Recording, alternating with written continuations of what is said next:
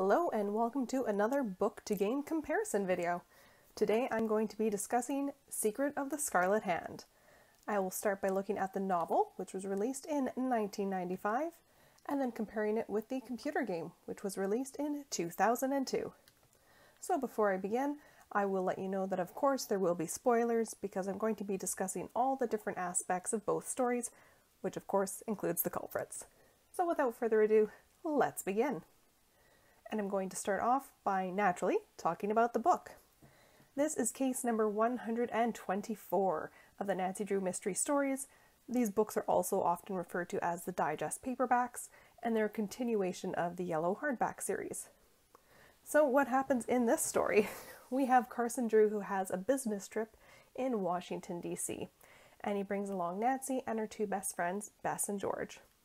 And in the girls' spare time, they decide to visit Beach Hill Museum, which is run by a family friend named Susan Caldwell. So the three girls arrive at the museum, meet with Susan, and she tells them about this new carving they've acquired of the King Lord Pakal. And Nancy asks if they can see it. It's not actually on display yet. It's down in a sort of a storage room. Susan thinks that might as well. There's no problem with showing the girls this piece that's going to be on display soon. They get down to the room.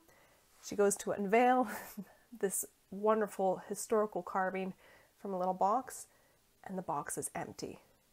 The piece has been stolen, and in its wake is a threatening note, which they don't actually know what it means because it's written in Mayan glyphs and has a red handprint on it.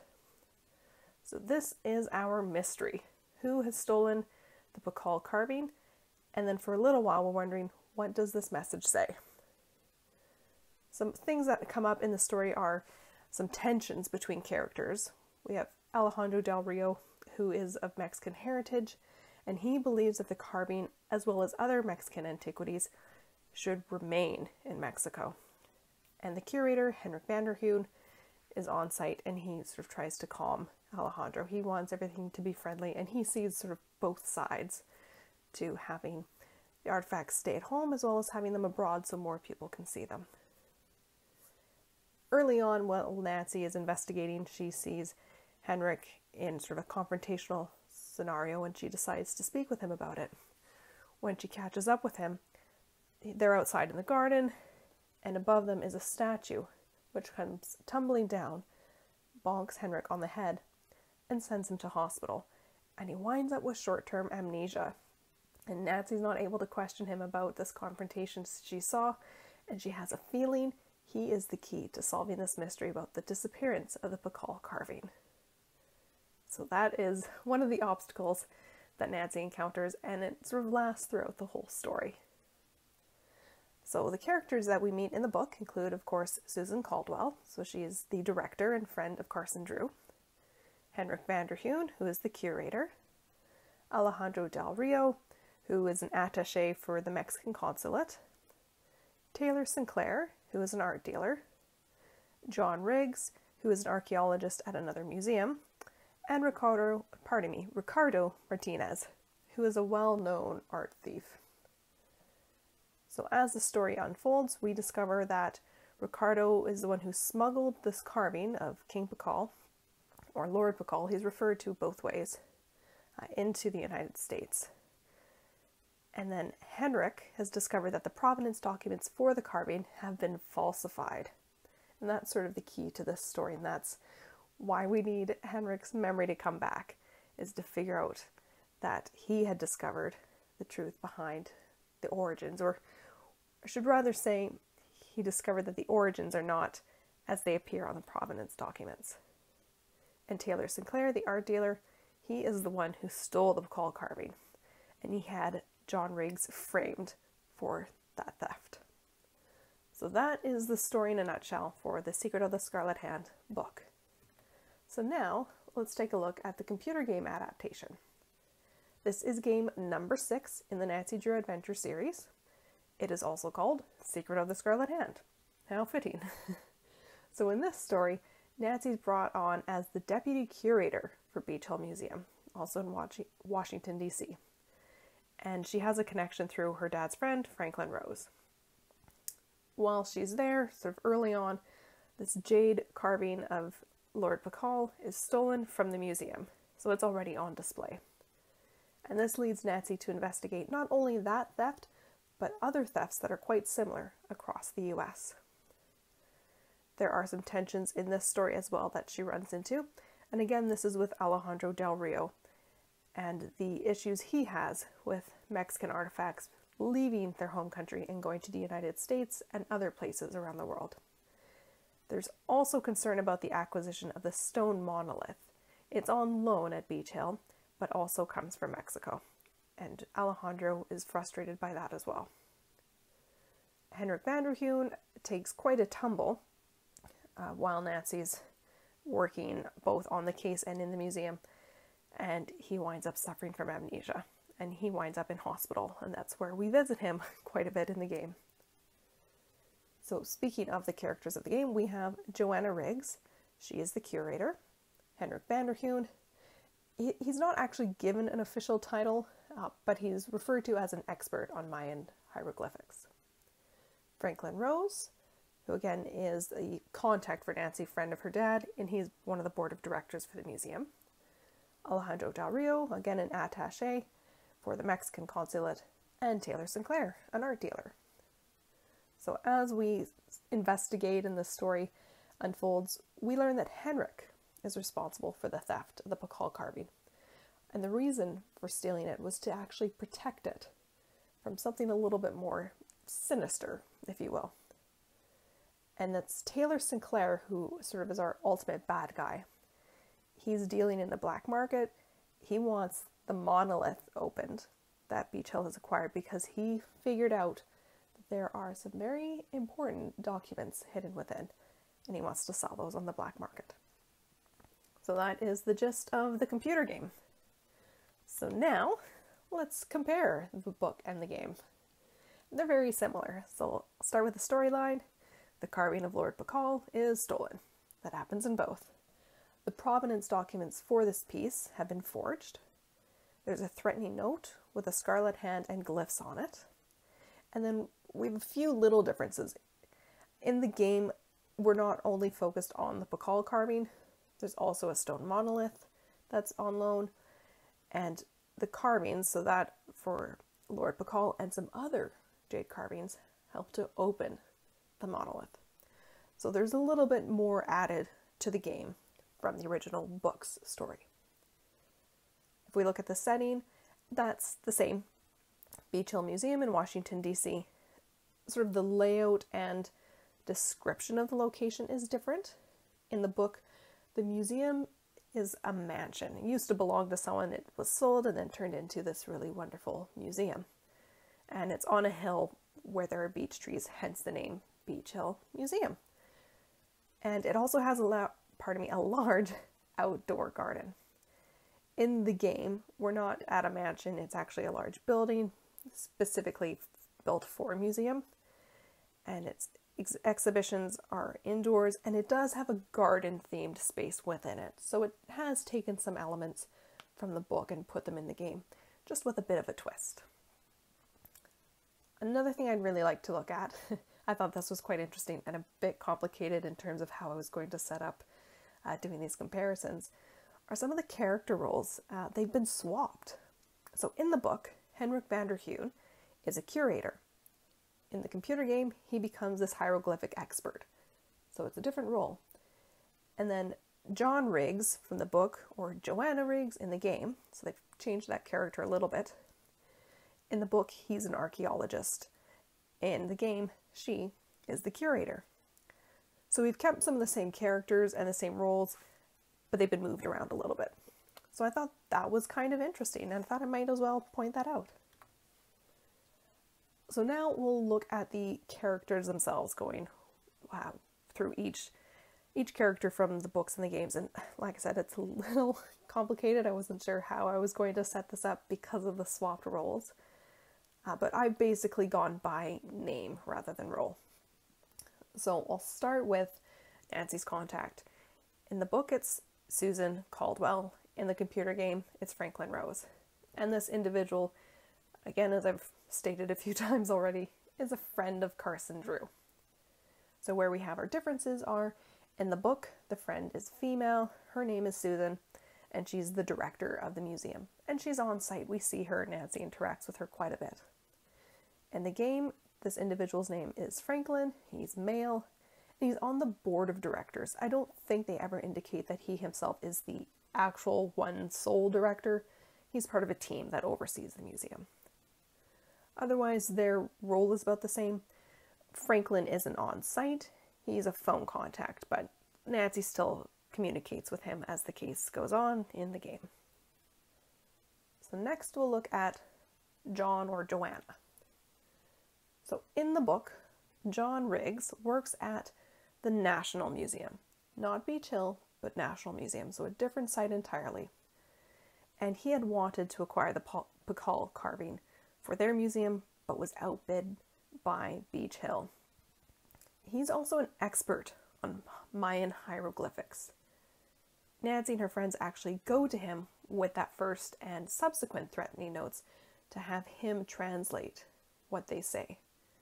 And they're pretty ghastly. They're not very nice. The first note is about dismemberment. It's rather gruesome. So he is very knowledgeable on that subject. In the game, rather than he, we have she, Joanna. And she is the curator, not an archaeologist, but a curator, and for Beach Hill, so at our site of focus. And she acquired the Pakal carving, and she has some knowledge of hieroglyphics. She's not as familiar with them as John, that version of the character, is in the book. Next, we'll look at Henrik.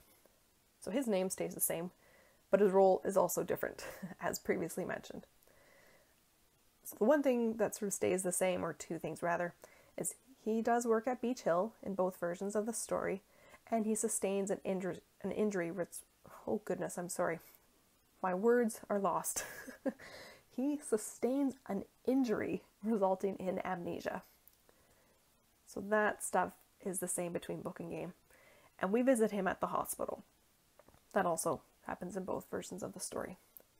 Where things are different, in the book, he's the curator of Beach Hill. He's sort of the head honcho after Susan Caldwell. And he's kind of evasive.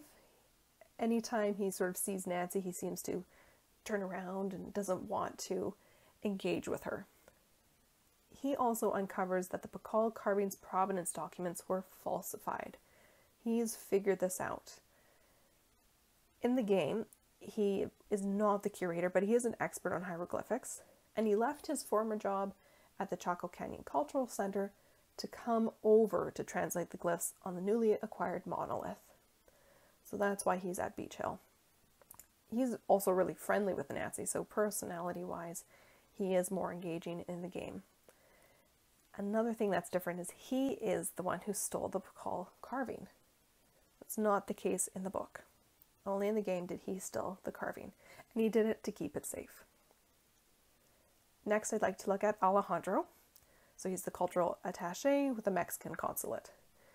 He passionately dislikes the fact that Mayan artifacts are being removed from Mexican soil. So that drive of his, that passion, is kind of consistent between both stories. He's got some pretty serious concerns about artifacts going abroad. In the book, he meets with Ricardo in order to try and figure out who has stolen the Pakal carving. Ricardo approaches him and says, I got some info for you. I know who took it. So he's trying to figure it out, he being Alejandro. He's trying to figure out who stole the carving. He also saves Nancy at one point when she's attacked. In the game, he's the one who suspects the provenance documents are falsified.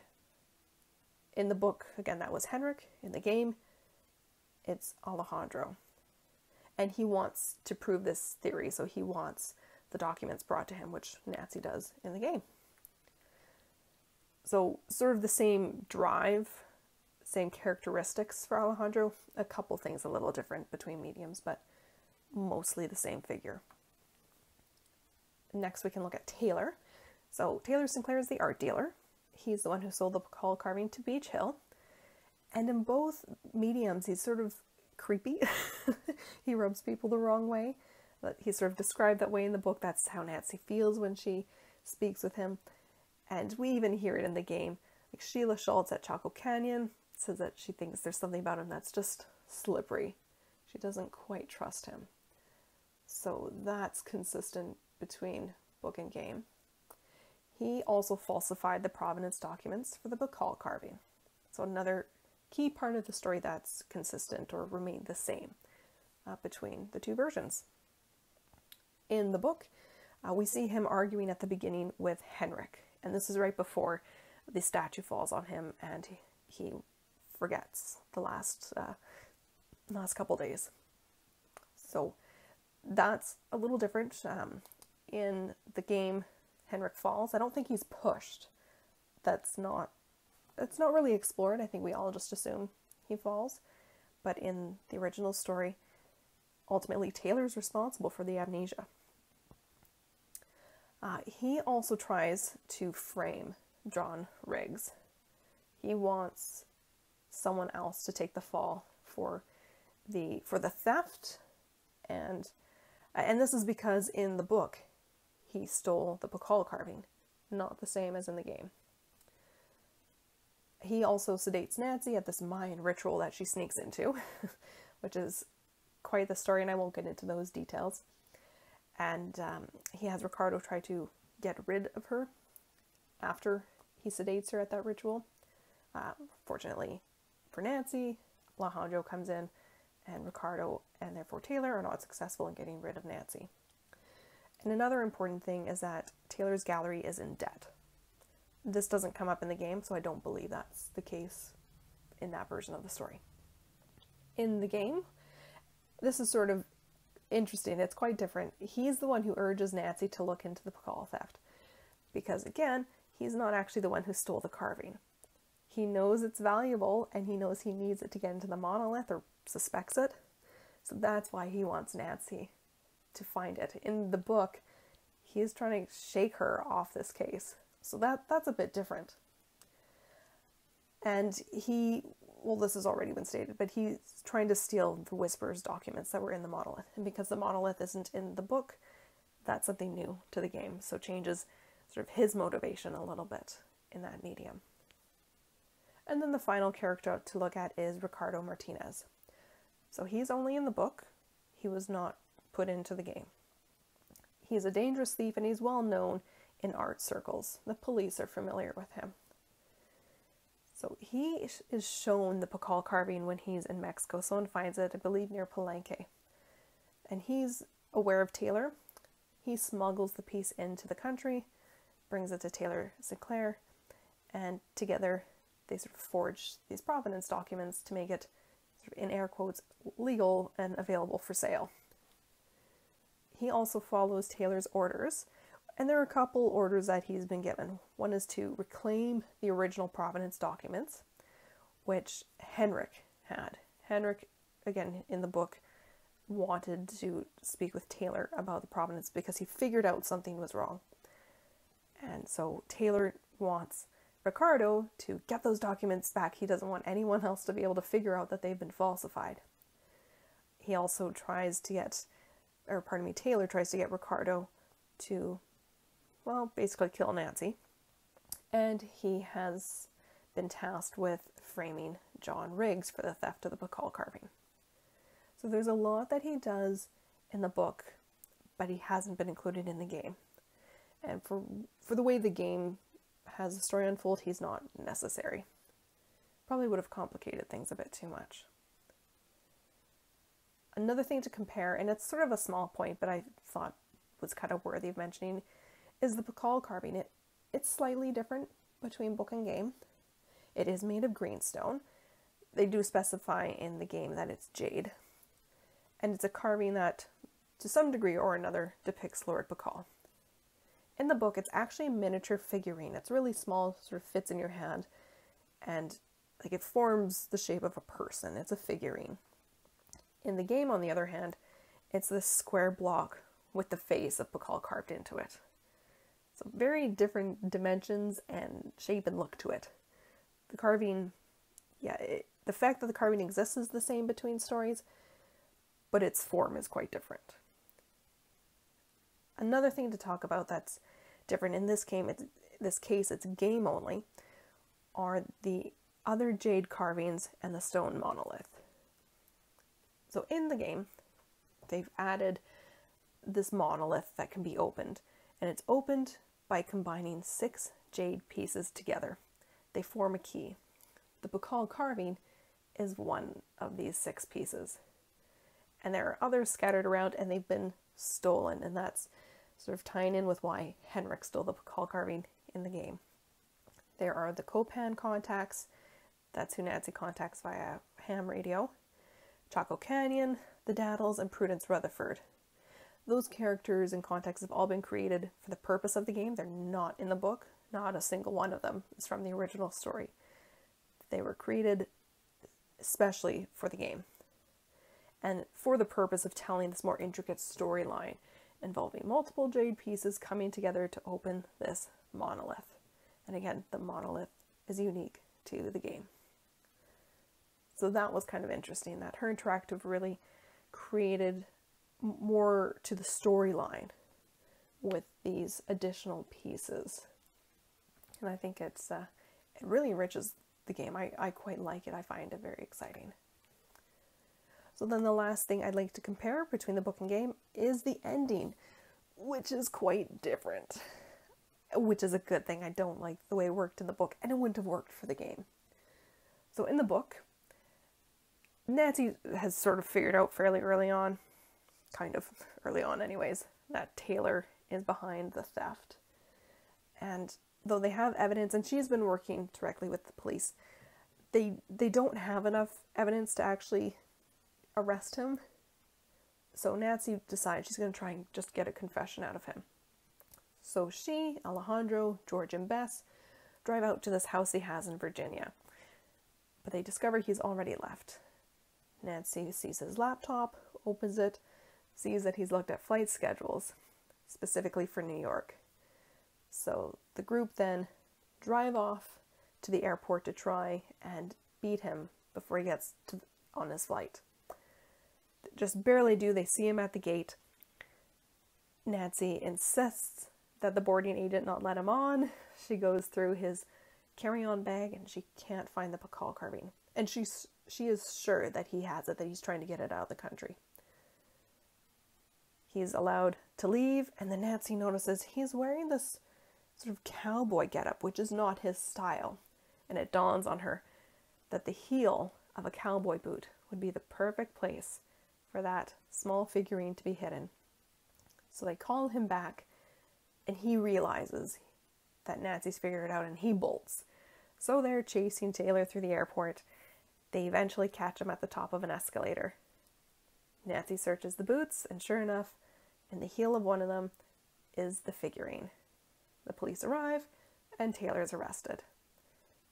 And then, sort of after the fact, looking past the culprit, the Bacall carving is then returned to Mexico. Something that Alejandro gets to do. He gets to bring it, and he's very excited. So we have this really nice, sweet ending to the carvings story, if you will. In the game, things are quite different. Nancy doesn't actually figure out that it's Taylor's plot. She is so focused on the Jade Keys and the monolith story that she's not really pursuing much of the other plot, because we have to remember that in the game, Taylor didn't steal the Bacall carving. He actually wants Nancy to find it. It was Henrik who stole it, but Henrik stole it because he knew there was some other plot, a larger scheme going on. So Nancy's focus, after she recovers the Bacall carving, is to get these 6 pieces together, make the key, and open up the monolith. So she winds up doing this, and once she sees the Whisperer who's holding this document, Taylor appears. He pushes her inside, he takes the document that the Whisperer was holding, and locks Nancy in the stone monolith. Nancy, I say quickly escapes, depends on how many times you've played the game, but she does manage to escape before she runs out of oxygen. and she's greeted by Joanna, Henrik, and Alejandro when she emerges from the monolith. And then that's sort of it. She is not there to actually capture Taylor. He technically escapes. It's after the game's completed that he winds up being arrested. So that ties up and ends really differently. So quite the changes to the ending there. So then, just to conclude, the computer game from 2002 does follow the original story from 1995, but there are some significant alterations. A lot of it did stay the same, like the core story, but things that were different were things like Nancy's presence at Beach Hill. In the book, she's there because her dad's on a business trip and she's just visiting. In the computer game, she's there on an internship. She's actually hired to work there. She's not just visiting for a day. So her role is fairly different.